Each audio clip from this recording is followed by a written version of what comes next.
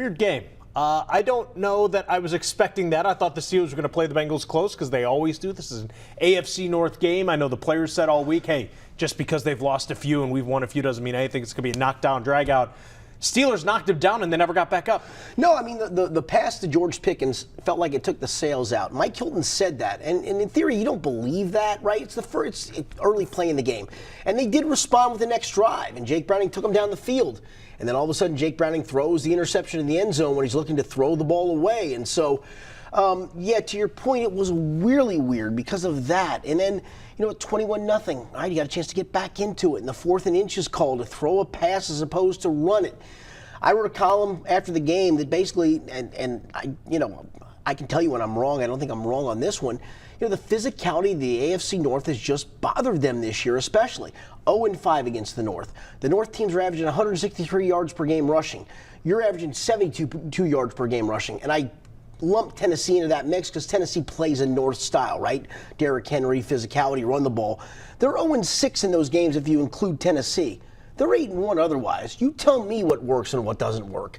And maybe moving forward, I know Zach Taylor has talked about wanting to do things differently and wanting to be more finesse because everybody else is physical.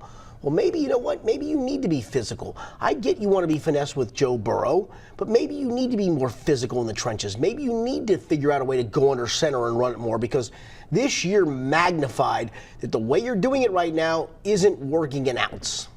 I thought you brought it up, and I was going to bring it up myself. It seemed like the Steelers just punched them. When I said punch them in the mouth, it was dominating up front on the offensive line, dominating on the defensive line. It's like they were blowing them off the ball. They out-physicaled the Bengals, which is not something you would think at this point in the season. Teams should be used to. It's the NFL. You can't not physical a team and expect to win. What is the answer, and what's the most concerning thing you saw coming out of this game? The fact, again, in a key game, you couldn't stop the run. And again, you look and you go, well, 30 for 118, that's not bad. It's 3.8 yards per. But there were plenty of times you saw the pile move. You saw guys get moved out of the way. And so in the macro, the 30 for 118, it's not awful. It's not a horrible performance. The other part is, though, if you're stopping and they were selling out to stop the run at points, guess what? Then you're giving up big pass plays. It's happened all year long. The George Pickens slant, the initial one was fluky. It just was, two guys collide, guy goes for a touchdown. But then George beats Cheeto over the top, beats Cheeto over the top again for 2 catches for 110 yards, one of those a touchdown. And so at that point, you're trying to sell out to stop the run, and now you can't cover down the field. And I think you're in a quandary where you better look at this roster in the offseason and go, what can we do to be more physical up front and be better on the back end? And maybe the back end is just experience, because let's not forget Cam Taylor-Britt's out. Cheeto still, it just doesn't look right. I hate to say it, Chris, it stinks because I think he's a pro's pro. He talked to us after the game, and it almost seemed like he was inviting us to talk to him after the game because I think he realizes he's tried and he just has not come back from that knee injury like you hoped. And so for a guy like that who he does everything right, and at the same time, physically you can't do what you want to do because your knee just doesn't give you what you want. It's sad to watch those kind of things. And so, yeah, you've got a lot of roster looking at to do in this offseason, and they have to do that big time. Let's talk more about that secondary because, of course, you're going to see the highlights of George Pickens. I think the Steelers finally realized that George Pickens can do what he did because all of a sudden he talked about it. He talked about it, right? It's like, hey, this guy might be open all the time. Let's try throwing to him, and good things happen. Amazing it took him this long to figure all that out. But the secondary, obviously, it's an incomplete thing with Cam Taylor-Britt being on the sideline, and the Steelers took advantage of that. But you already said a little bit about Cheeto. With DJ Turner out there, it seems like he's getting his legs underneath him a little bit. He's still, I think, he'll give up 1 or 2 bad plays, but he is still a rookie. Where's this secondary at right now? And without Cam Taylor-Britt, now going against Patrick Mahomes next week, where are they at, and how can they get better fast? They can't get better fast. It's going to have to take an offseason. That's what stinks. I mean, listen, this goes back to you can't pay everybody. I know everybody wants to go, well, you should have signed, Jesse Bates and Von Bell. You couldn't. You just couldn't. Jesse Bates was off the marketplace financially. Von got second-year guaranteed money, which they were not going to pay. And we can all argue the point of should they pay the guaranteed money. Okay, I'll sit with you with a beer and have that argument if you'd like. But I get why they didn't do it. So no, in the current status, I'm not sure what they can do to get better. They've tried to mix and match. Jordan Battle on rundowns. Nick Scott on pass downs. Dax took a terrible route on the George Pickens play. As much as it was DJ Turner's fault. He got beat on the slant. It was Dax's fault to take a crazy angle. Those two collide, and off George Pickens goes for a touchdown. So it is just growing pains. I know nobody wants to hear that, but you're starting a rookie corner, a corner off an ACL. Mike Hilton is great as a slot guy, but he's not a main cover guy on the outside. A rookie safety, and then they're mixing and matching a rookie safety and a guy who started 1 year in the league, in Nick Scott. His only starting experience basically was the Super Bowl run, and then last year. That's it. And so you've tried to mix and match if you're Lou Anarumo. I'm not making excuses for him. They have to coach those guys up, but to the point of they're just young and they're going to make mistakes. And in key games, those mistakes get so magnified, and we saw that literally on the first play last night. The defensive line without DJ Reader, this was their first test, and a big one at that, because the Steelers obviously were running downhill. Najee Harris, as much as he is not as spectacular as we thought he would be coming into the league, he's still a load to come down, very physical. How do you think they did? I thought at times they did okay, and at times they got blown off the ball. And that's the weird part. Again, when you look at the numbers, you go 30 for 118, 3.8 per in the league. I'll take that every day of the week, 3.8 per. But then you look at times where the guys just remember that run. I think it was Najee in the first meeting where they tackled him at like the 10 and the whole pile moved for 22 yards. It looked like an old school rugby scrum. There were a couple times last night where it looked the same. There were a couple times last night where there were guys that covered the team with me that literally gasped a couple times, and I did too. Like, oh my gosh, they just got blown so far back off the football. And so yes, DJ Reader not being there was a factor. But you look at the macro, 30 for 118. That didn't get them beat. Big plays, Jake Browning interceptions, and that got them beat to some degree. And the physicality on your offensive line, where you can't run it an ounce against North opponents, that's what cost you big time. I think head coaches and quarterbacks always get too much credit when things are going well and too much blame when things are not going well. Jake Browning obviously had a bad game. He still, on the other side, did throw over for 300 yards against a very good Steelers defense, even though they were down a few guys. I thought maybe the Steelers just have his number. Maybe it was bound to come back down. I don't know. I'm going to be the optimist here and say that he also, when they were trying to come back in that game, that was because of him. And this was an offense that moved the ball pretty well against the Steelers at times. I mean, again, part of that was an 80-yard touchdown pass. But for the most part, I thought he did. He did a lot of good things. He continues to do a lot of good things. And if you look at the interceptions in the individual, the one he tried to throw away, and I'm still trying to figure out where he was trying to throw it away. He said in the back of the end zone, but he didn't come close. He should have thrown it away to the sideways of the end zone. The second one was a bad play. He tried to force a ball into traffic. Quarterbacks do those kind of things. The third one, Alonzo Highsmith, literally, I was watching him in my field glasses, my binoculars, and I watched him at the line of scrimmage, and then I dropped my binocs, and I wasn't even paying attention at that point. Suddenly, he's downfield making an interception in the middle of the field. I went, oh, that's a good disguise. That was well done. What an athlete that was. So the third one I can forgive.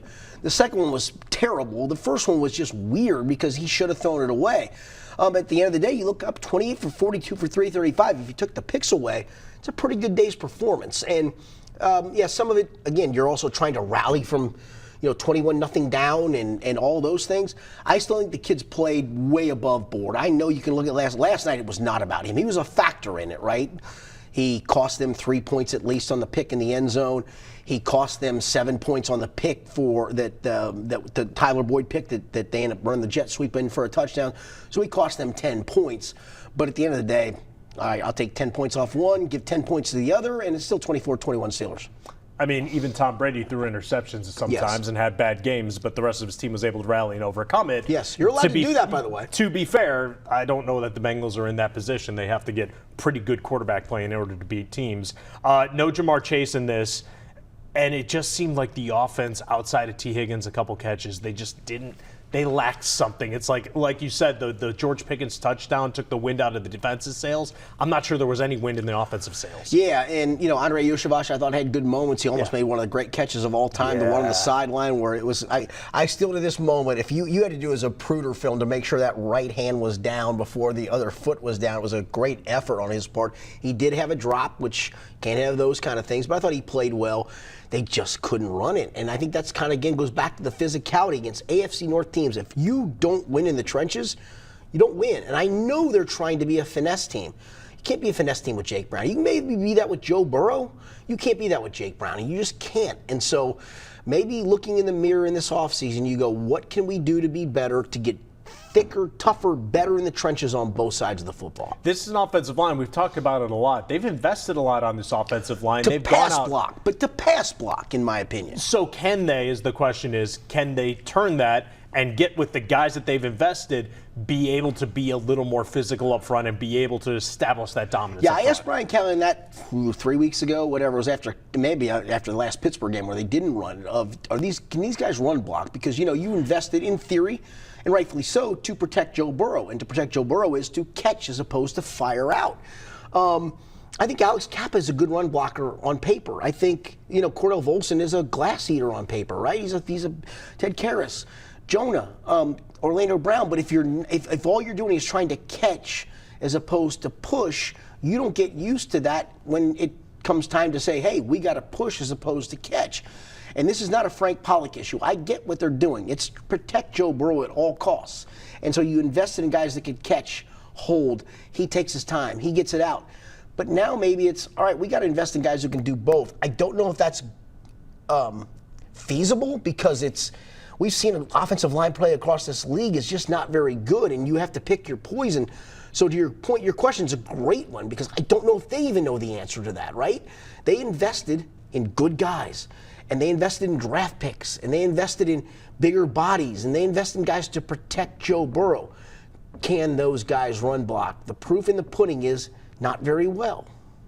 How much of that is on the running backs, though? Because I know Joe Mixon has had, if you go by total yards, he's been good, and Chase Brown has flashed, but it just looks like Joe, and I don't mean to say that can't be a running back in this league, but he's not the same Joe Mixon that we've seen in previous years. Clearly not. He bounced one the other night, last night, that went for a nice game, but it was like, in the day, I thought you might have turned that up and kept on going. Right. And it was a 12-yard, 13-yard game, whatever it was. It wasn't a great run. It was a good run.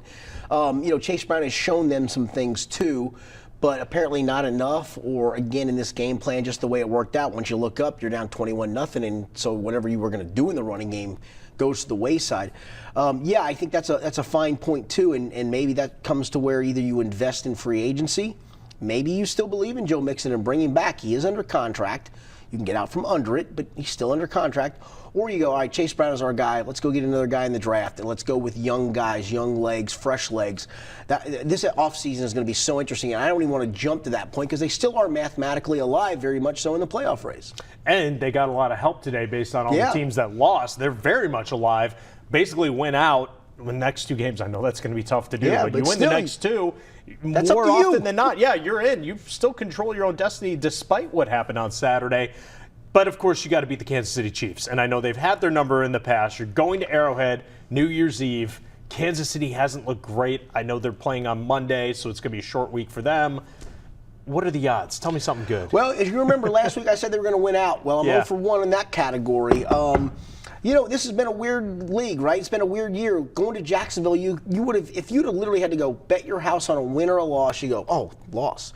And they somehow go down there and win. They win in overtime. And Jake Browning's second start after his first start. This league's so weird. I hate to do this because I love having a take on things. As you know, I don't know. I honestly don't know. And I think it literally comes down to how is that day progressing from the way you game planned it to the way the lead goes for a team, to the deficit goes for a team, and can you come back? We've seen Kansas City lay eggs this year. I wish I could tell you. I wish I could be definitive and give you something. I gave you a take last week. I'm 0-1, and I'm not giving another one. So there we go. I brought this up with somebody else, but, Bengals fans out there, especially my friends, are, woe is me. The sky is falling. Why do we even play the last two games? And I'm like, come on, making the playoffs is still a huge achievement. You want to keep that winning culture around. I look at this, that the Steelers, like you said before, maybe the AFC North teams are just a bad matchup for the Bengals the way they are this year. I think that the Chiefs, weirdly, are maybe a better matchup than the Steelers because you're built to rush the passer, Trey Hendrickson. You got some other guys that can get after Mahomes. The Chiefs don't have that guy that comes across the middle that could game break a receiver. They don't have a game-breaking run game, and their defense has been solid but not astronomically good. I almost think that the Bengals are in better position to beat the Chiefs than they were the Steelers. And their wide receivers drop a bunch of balls on top of it. So that doesn't hurt. I mean, maybe last night, Darius Toney on the slant to George Pickens, he drops the ball as opposed to think about if he's onside. Yeah, if he's onside, that's step number one because that's happened before. I mean, think about how the difference of that is. It doesn't seem like much of the time. Right, guy drops a ball, so it's 2nd and 6 or 3rd and 6 back on your own 10 or whatever it is, as opposed to an 86-yard touchdown. And so those little things, which are big things, can make a determination. So yeah, I wish I could give you that. And I think that's what it comes down to is, does Kadarius Toney drop a ball in a key spot? Does Travis Kelce, like he did last week, drop a ball in a key spot? Does Patrick Mahomes scramble around like a crazy man and make a bad decision like he did in the AFC Championship game and throw one into double coverage? I think there's a lot to be determined. But to your point, you've got things to play for. And I think that's all you can count on at this point after you've kind of had this season go amok. I'm not going to ask you for another hot take because you just said you wouldn't give me one. I'm good with it. But 2 games left. I believe in Santa Claus. That's my hot take. You believe? Oh, I do. That's a good one. We're going to have Dwayne Pullman investigate that one. Yeah, for sure. 2 games to go. Kansas City, Cleveland. What do you think? If they win one of the two, it would be great. I mean, if they did win both and get in, can you imagine the momentum that would take? I think that's the key point to that is you do that and get in when you're thinking we're on the outside looking in. I know they don't talk of those things, but they know it. They know where things are. You do that, sky's the limit, and especially in a year where nobody knows what anybody's going to do on a given week. If there's a year that you want to just get in and take your shot, this is it. I don't think there is a dominant team in the NFL this year.